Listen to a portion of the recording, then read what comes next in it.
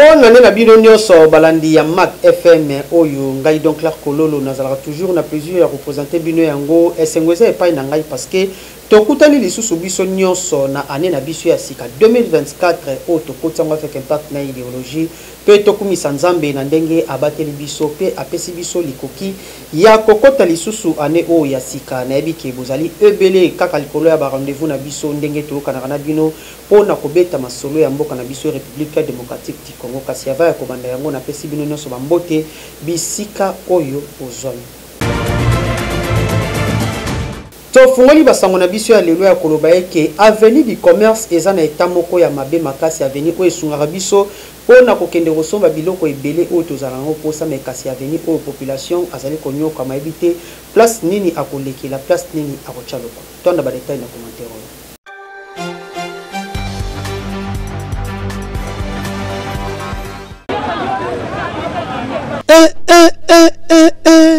Soki na ebisi bino borondima te kasi fo na ebisa bino yango o bozali komona ezali nango avenue ya kitoko o tomesa kokende kosomba biloko ba boutique etondi avenue yango ba magasin koloba te avenue o tobengaka avenue du commerce ezali kuna na centre ville na commune ya Gombe kasi situation avenue o bozali komona na asir bino mo bozali kondima te ke ezali avenue du commerce soki opusani pembeni na mupanzi nango boye hôtel de ville ezawana e bongo bijou ya centre hospitalier universitaire Renaissance oyo président de la République Fachi Beto Mukantombolo a pesi cadeau na bakinwa nyonso kasi niveau ba autorité mususu bazali ko beta yango karapo ndenge tomonele eta ya mama yemu awa tebiki hôtel de ville aza pembeni awa seke gouverneur de la ville Gentilingo Bilambaka pe vice naye Jekoko Mulumba sûrement bazo au courant na délabrement avancé oyo avenue du commerce ezanango awa na ville ya munene et surtout bourgmestre ya Gombe pe azali épargné te pour avenue du commerce ezali na commune na ye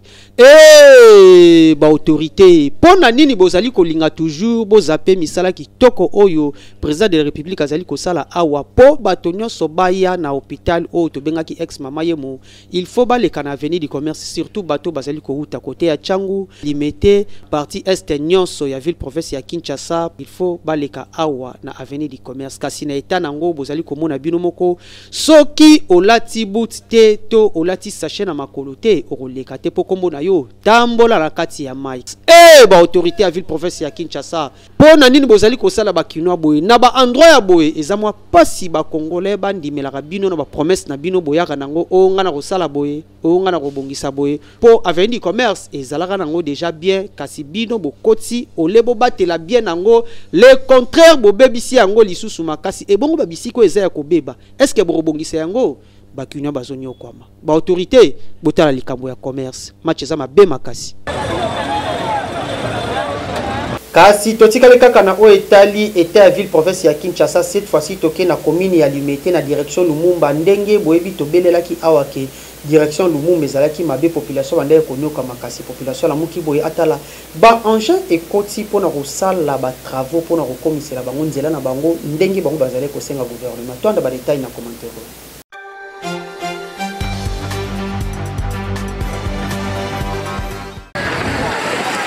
Ezalaka nde boye tangu population azalaka na esengo abimi na nzela pe azali komona eke eloko o ezalaka kotungisa bango ba autorité bazali kozwa solution na yango ndenge mikoleleki awa bomonaki togangaki biso na FM awa pe tobelelaki kasi cette fois-ci ba autorité bayoki avenue Lumumba kuna na commune ya Limete précisément na quartier Mombele toyebisaki bino eke avenue wana ezali avenue stratégique oyo ba autorité bakoki ko utiliser yango po avenue wana tangu batu bazali kouta kote ya bakitambo oleba kendo ko baluka na mulai kasi bakoleka mbala moko na avenue wana bakobima Limete ti bakei kote ya ba aéroport kasi niveau avenue wana ezalaki ya kobeba population azalaki na kanda pe kutu population aboya koloba jour miko ya mag ekendaki koleka ba kote wana kasi bota lelo population alobi na esengo na misala oyo ba autorité bazali kosela bayango boyoka tozana esengo ya makasi tozaki moyen te sokumbule beti ba mama ko beba soka lati bia zokende église omoni moto ekoi bilamba nyonso poli tolela makasi tolela drop vraiment pour na présent na biso c'est la biso nzela o to souffrir makasi na Mombele na nzela o ba moto bebi ba moto ba tozo ko na ba mai ba nini merci ko ça va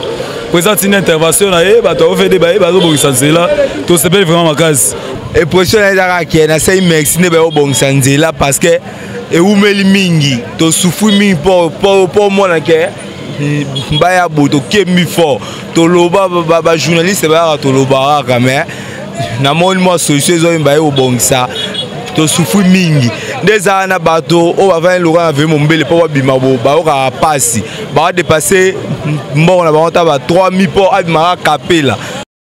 Toyoki ndenge population asepeli parce que Avenue Lumumba ezalaki na situation ya mabe makasi ezalaki ya kobeba ndenge bamoni ba engin ye ezali kosala mosala nango avec impact na idéologie ezali kobimisa salite nyonso ezalaki na ba terrasse pe terrasse na yango ya monene o ezalaki boucher ezali ko déboucher yango pe ba prince o ezalaki mabulu tomoni ba engin ndenge ezali kosala mosala avec impact na idéologie ezalaka nde boye ndenge tolobaki yango tangu ba autorité bazali ko chapre na misu epa ya population na yango epesaka nde résultat ya boye résultat za nini babongisa o population azali kolela pe population apangusama ya misu na ye bomoni ya bolanda exemple. Donc cette fois-ci na commune ya Kimbanze ke tozui route kabine mbango route wana ezeli ya kobeba makasi population ya côté wana bazali konyo kwa mababité bakolele pa ya nani.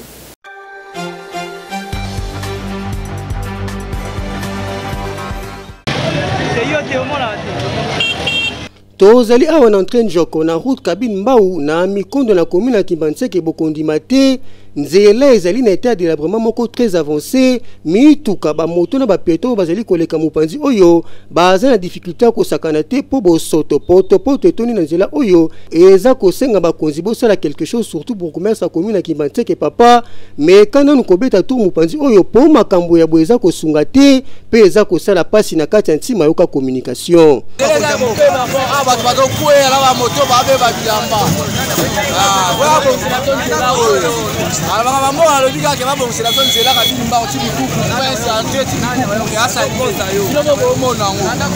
Awa tokomi na campagne électorale to tuna nanu motuna ba candidat député national pe provincial mopanzi oyo boko tambola kaka na bosoto ya boye pardon to mona na profondeur 100% information Manu toujours. Totikali kaka na commune ya Kimbanze que cette fois-ci toke na quartier Maviokeli bandeko basi ole ya kosala kindumba bango bapona na bango kosala bambabola ya baterre argile po balesa mabuta na bango.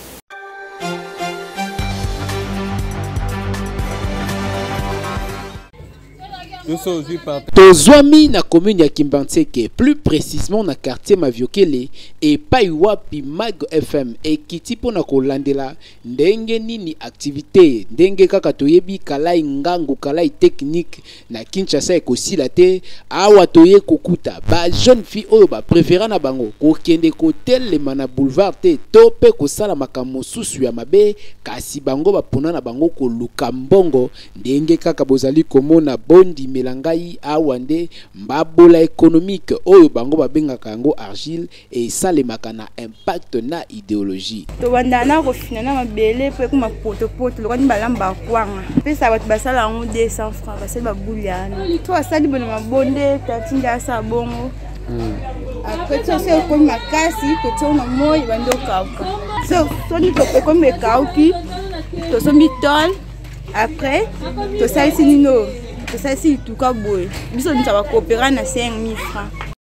mbabole économique ndenge kaka to mesana ko benga yango bondi melanga et salamaka na impact na idéologie c'est-à-dire processus monene kino bakende ko beta batol babalola argile pe ba fabriquer yango ekoma mbabola ndenge kaka bozali komona na bilili boyebaki ele kaka na ba étape ebele avant et servir ba maman pe bateau nyonso ba préférant na bango kolamba na makala lokola kaka courant snel per we koma mikakatano ndeko mwasi yeba ke mosala eza kaka kosala kindumba te kasi okoki pe komonte entreprise na yo kobanda na se kino nzambe atombola na mosala na kolanda exemple ya ba jeune fille oyo ba préférant na bango kosala pe koteka mbabola économique Kinshasa makambo boyende ezalaka kaka na cadre ya kalai ngango kalai technique cette fois-ci toke na kanluka kuna na commune ya Ngaliema bandeko pe bapona na bango mosala ya kosala combo po e permettre bango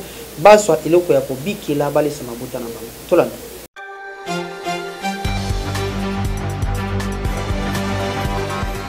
Toujours na cadre ya kala ingangu kala technique bandeko oyo bapona na bango mosala ya kosala ka bakombo tozali awa na Kanluka quartier D avenue Bongono na commune ya Ngaliema epai wapi caméra ya FM Mag ekitaki sur place pona koyeba ndenge nini fabrication ya bakombo esalemaka bazalaka na besoin ya banzete kombo manzanza basete na machette yango nde e permettra bango basala musala na bango malamu kasi esengeli boyeba ke misala oyo ezalaka bongo partagé par département misusu bakendaka kosomba banzete na bakombo botala neti oyo ayena boti na ya bakombo kilo ekotelie makasi abwaki yango na sebi misusu kuna pe bazali kokata banzete po ezwa forme kote kuna misusu bakata kamanzanza na ba risque ebele ya makasi po akoki pe kozoka soki pe otali bien kote mususu bazokotisa bakombo na manzanza après bakati yango bino moko botala ndenge kombo ekomi kitoko pe elengi babandi kokitisa yango awa soki ekomi mwa ebele akangi mupiku na ye aza mobimba akiti terrain kasi boyebake kombo moko etekamaka na 2000 francs to pe 1500 francs congolais bango moko bapeselaki boye kombo euta na Congo central ya ba dépôt na Kibala ya na dépôt na Selembao ba département musa manzanza na mbeli ugozoka na ko vite ba accident ko na kasango go so ba nzete ba tokendaka na kouta Kaluka wana ketiba mumbele bakapela balimete wana partout omona ba jeune mususu balukaka te eramoni yo kaka na cigarette ya 100 francs akomo menace yo luka ya lukaka te bazali a féliciter pona musala kitoko o bazali kosala pokini ya lelo misala ekoma pasi na ndenge ya kusakana te soki o créer te okolia likemba ya mubesu en tout cas oyo eza exemple à suivre boyende ezalaka tozongi sikoyo na commune ya Limete na quartier Mombele bateki makala bazali kolela vente ezate bayebi te bakosala nini po ndenge batekaka liboso ezali te ndenge baoteka sikoyo penza match eza mabe toanda ba detail na commentaire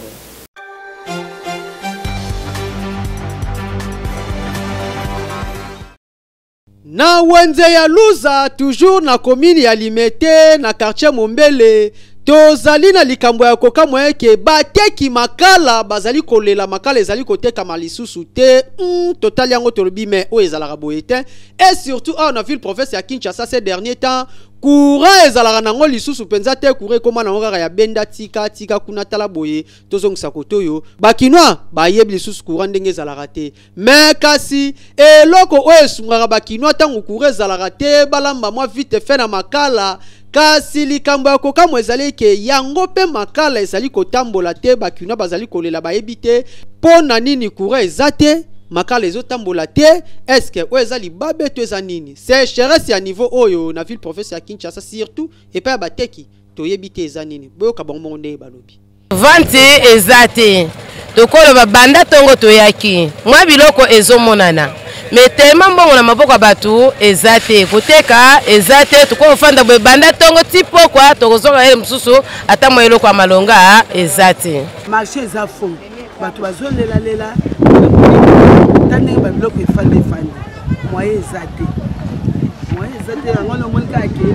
oteki ndambu obashe okei lobi oyeka ndenge ake mbongo otekaki mwa saki moko okenda ndambu osaleli nango bon ndenge yo ozonga su commerce kozi nini esala bino koteka eza te toyebi te eza nini mbongo na maboko ya bato eza te mbongo esikile te mbongo ekangami mutu na mutu akangi mbongo oyo ekomi likambo mususu se cheresse boye toyebi te toloba yango ndenge nini tobelela nani bakonzi tobeleli président de la République Fachi Beton tobeleli premier ministre na biso son excellence Monsieur Sama Lukonde botala na likambo oyo awa na ville province ya Kinshasa courant kutu aussi tobaya yango totika na makala mais tangu bandeko bazali kokoka lisusu kosomba makala te toyebi te situation yango tozali kokende nango ti wapi mais ezaka système ya crise parce que mère atali mbongo eza muke asomba poisson asomba fufu e bongo asomba lisusu makala mère aboyi mère abaluki kaka na nsima ndaku a récupérer na ye bakoni a buki ate kokomisa nzungu salite kasi biloko elambama pe ebela e situation oyo toyebi te awa na ville province ya Kinshasa pe na République démocratique du Congo mobimba soki tozokende nango wapi biso Mag FM tolobi toloba ti bokoyoka toloba kaka tokei na wenze ya Selemba bateki oyo batekaka na wenze wana bazali ko regretter pe kolela po niveau salite ezali na wenze na bango bateki ba éviter bazali exposer vraiment na ba malade ebele ba éviter basalani.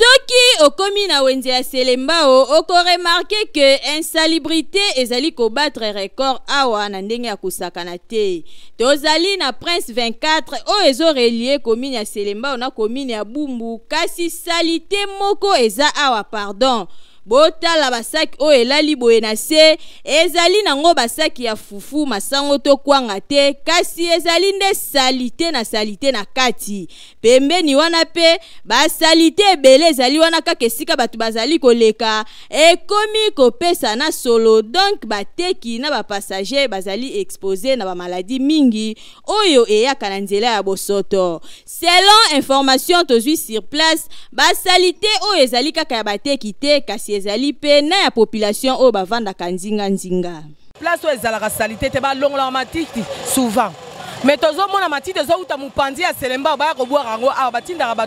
bato ba maboma na bango baya kobwaka matiti awa. Na bato oyo bautaka na ndako baya kobwakilaka matiti awa. Mais mpo na biso bato ya wenza ntuka basalaka tout mpo matiti elongwa tala oyo eza liboso ya magasin. Bakoki kolinga salite ya boye te na fulu. Biso awa tozalaka propre. Soki tosisi koteka tokombaka. Mais lelo to kamwe to komona fulu e komi ebele awa tozo teka ba difficulté makasi ba place to teka neti boye ba fulu ba baka matiti donc solo moite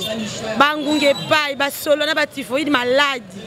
ti to teka ba to liaka pe awa komela tika awa bandindi na biloko olia ore boye propreté il faut le moyen oteka izalaka te.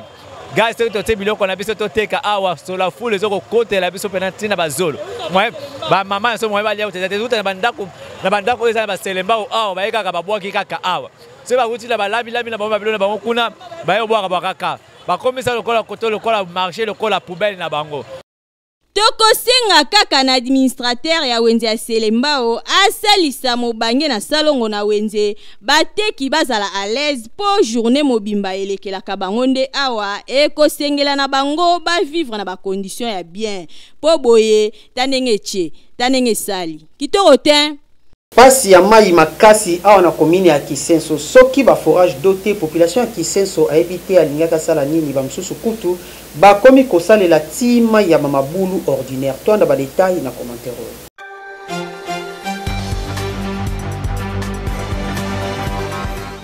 Tangu tolobaka ke na ville province ya Kinshasa mai ekoma diamant ukanisaka tokosaka binyo moko botal awa tozali na commune ya Kisenso na quartier Mbuku population eyebi nango mai ya régie des eaux te basalelaka kaka mai ya forage boko kanisa batio oyo ezali ya régie des eaux nzokande ezali nango batio ya forage oyo ONG moko emonaki population ezali konyokwama nde bayaka kotiela bango mai ya forage balekisa batio boye tala ndenge babidon etondi ebele awa pozwa mai fola mukatongo kasi mai yango ezalaka ya ofele te basombaka bidon moko ya 25 litres ezali na 150 francs soki pe ozali na makasi te okozanga mai po awa kotoka ezalaka nde likambo ya force ata babido etandami milongo mais soko oza na kaka clair okotoka mai avant pe okei population baleli epai ya bakonzi biso mai ezalaka te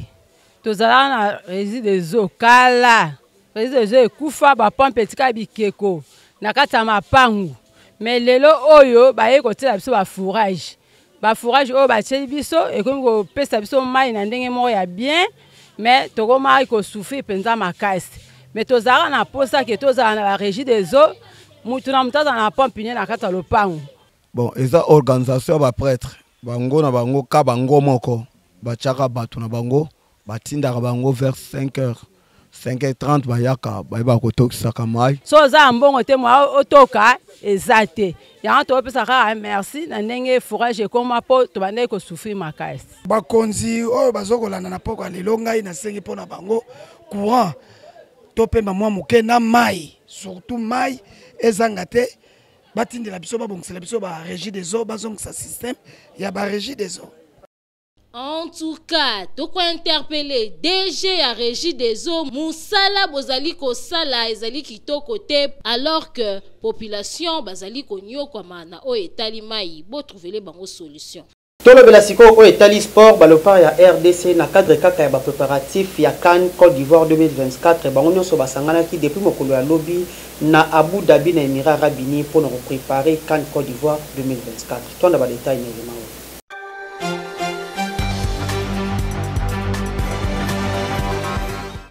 Kobana mokolo le 2 janvier 2024, équipe nationale de RDC les Léopards basangana ki kuna na Abu Dhabi na Émirats Arabes Unis pour nous préparer CAN Côte d'Ivoire 2024. Kasi mokolo yango ya le 2 janvier kaka 12 joueurs nde ba se présenta ki kuna na Abu Dhabi place bache quartier général na bango. Pe ba joueur mususu selon ba information ba kokoma mokolo ya mercredi les 3 pour na basangana baninga ba continuer ba préparatif ya CAN Côte d'Ivoire 2024. Pe mokolo ya lelo mercredi ba joueur oyo bazalaki sur place ba effectuer ki première séance d'entraînement na bango lelo avec impact na idéologie ya koyeba ezali ki ba Léopard bazali na même groupe na Zambie, Maroc pe Tanzanie. Kasi avant match na bango ya liboso o barobeta na ba chipolo ya Zambie, ba Léopard ba kobeta deux matchs amicaux oyo ezali mokolo ya le 6 na Angola pe mokolo ya le 11 na Burkina Faso. Kasi ba amoureux sur ballon rond pe population congolaise nyonso bazali sime ya ba Léopard pe bazali ko souhaiter bango kaka ba bonne chance pe balobi na bomokonde tokolonga pona nini te libende eya awa ba Léopard bokende liboso. Tokomi na suka Mag FM na biso ya mokolo ya lelo kasi avant to kabwana bino o ezali cadeau signé Mag FM ezali nini page rose.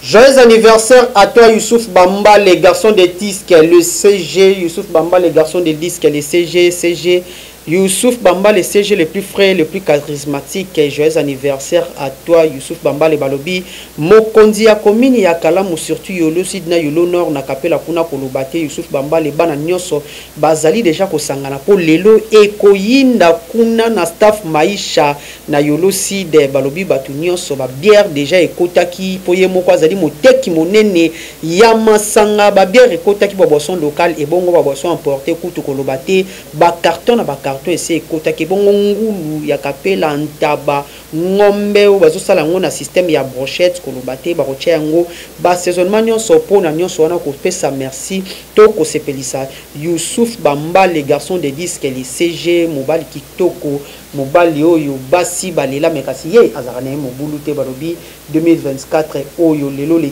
3 janvier 2024 nyonso ya malamu ezala pona ye longévité prospérité ba bénédiction surtout pona ye les CG Youssouf Bamba les garçons des disques. Tokomi asuka ya Mag FM ya mokolo ya lelo ongai donc Clark Kololo nazaki na plaisir ya ko présenter bino yango ndenge tomesana na ba rendez-vous ngai na bino ya kokuta na rapona robeta ka masolo ya mboka na biso République démocratique du Congo kasi toko continuer pe na habitude wana awa na 2024 o tokoti yango avec impact pe idéologique kasi ava ko kabwana bino to pesa merci na balandi nyonso ya Mag ba fidèle téléspectateur ya Mag FM o bazaki na biso na 2023 pe ba koti na biso na 2024 bazo garder fidélité et pas inabiso nani Beni Polesha maman Mapasa la mère de deux ye mora linaraba benga ebongo ba bonne année et pas inaye Beni Polesha la mère de deux et Raphaël Mwanza mobali ya mama Paola to PCP ba bonne année na ye to pesi ba bonne année na Aris Champagne Aris ba bonne année na ye et ba bonne année na famille Meti Mobimba de la part ya Elvis Meti oyo azali moko ya ba journaliste ya FM télévision. Merci nangai donc Clark Kololo aussi, merci na bino ndenge bozalaki ebele liboso a poste na téléviseur na bino pour Rolanda Mag FM ya mokolo ya lelo le 3 janvier o ngai donc Clark Kololo na présenter bino yango to pesa merci na équipe technique oyo tenai biso compagnie Enoch Mafuka azalaki na sima ya caméra Francis Peta le père azalaki na montage pe notre directeur technique Gelor Mouyaye azalaki toujours na régie finale pe na réalisation ya émission o to pesa merci pe ba bonne année aussi na notre papa maître Malou Abili Cléophas oyo amesana toujours kolobandi na le droit d'être RSL sur cette terre bisope surtout na année oyo ya sikato bandi ngai donc la kololo na kokana ngate kozala ngai moko kande na misana kozala nabino ba téléspectateurs nanga pe to continuer toujours ngana bino nzambe abatela bino 2024 année elamu na ba téléspectateurs nyonso ya Mac FM pe ya FM télévision botika la